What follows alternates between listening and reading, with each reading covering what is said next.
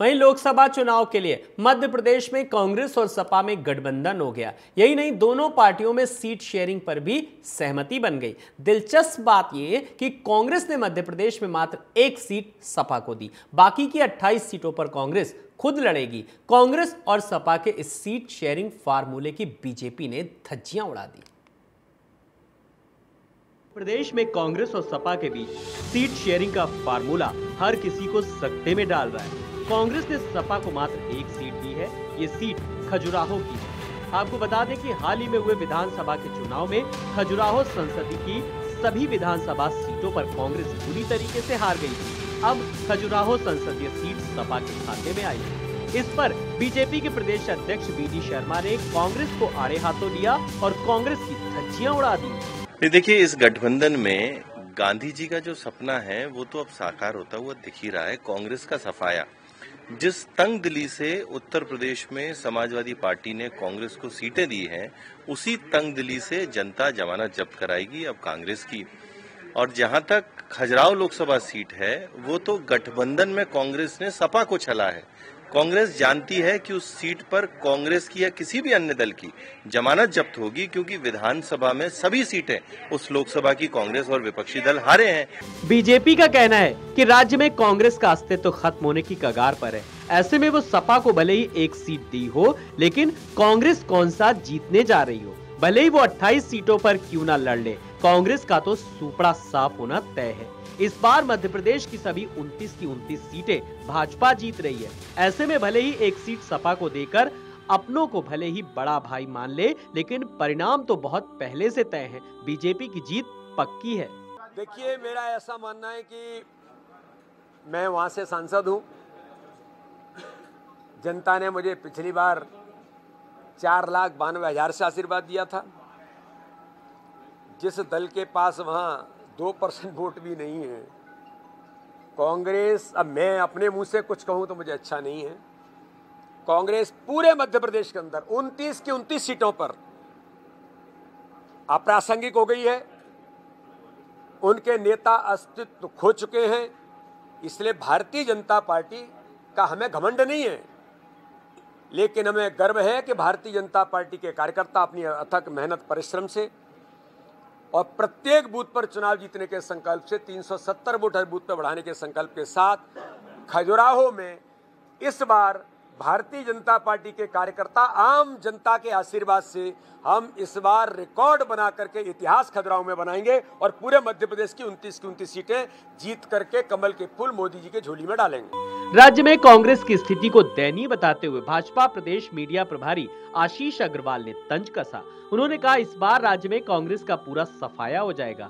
राज्य की जनता गांधी जी का सपना साकार करने में लगी हुई है। आजादी के बाद गांधी जी का सपना था कि कांग्रेस पार्टी को खत्म कर दिया जाए, लेकिन जो काम तब नहीं हुआ था वो अब प्रधानमंत्री मोदी के काल में पूरा हो जाएगा। और जहां तक खजुराहो लोकसभा सीट है, वो तो गठबंधन में कांग्रेस ने सपा को छला है।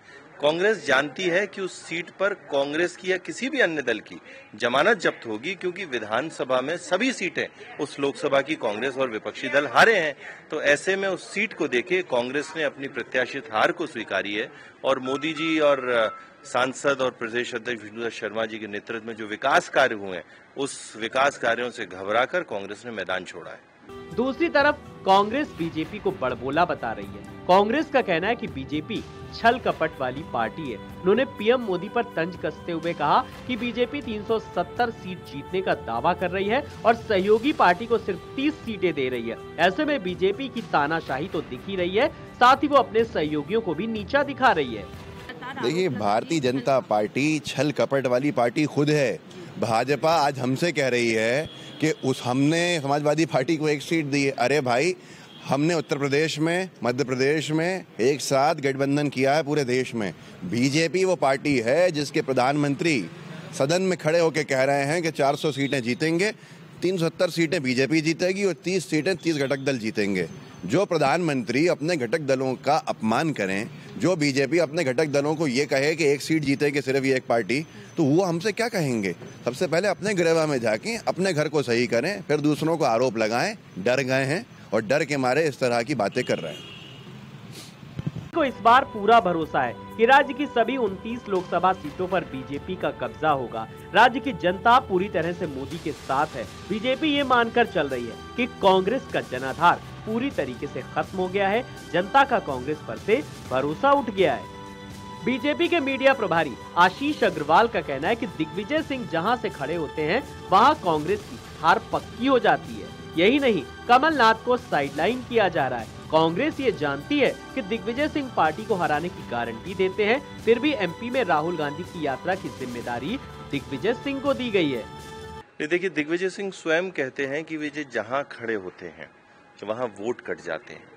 तो राहुल गांधी की यात्रा को अपने मुकाम तक पहुंचाने का जिम्मा अब दिग्विजय सिंह का मिला है।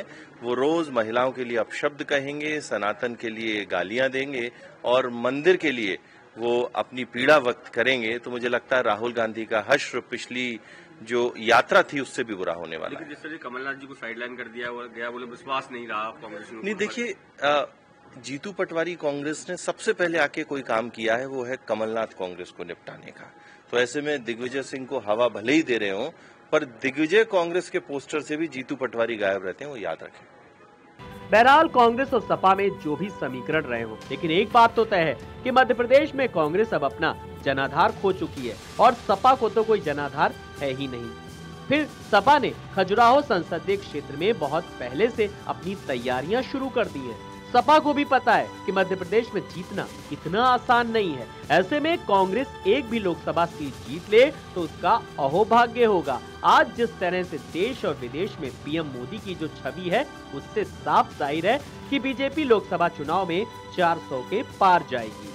Neeraj Srivastava, TV 27 news, Bhopal.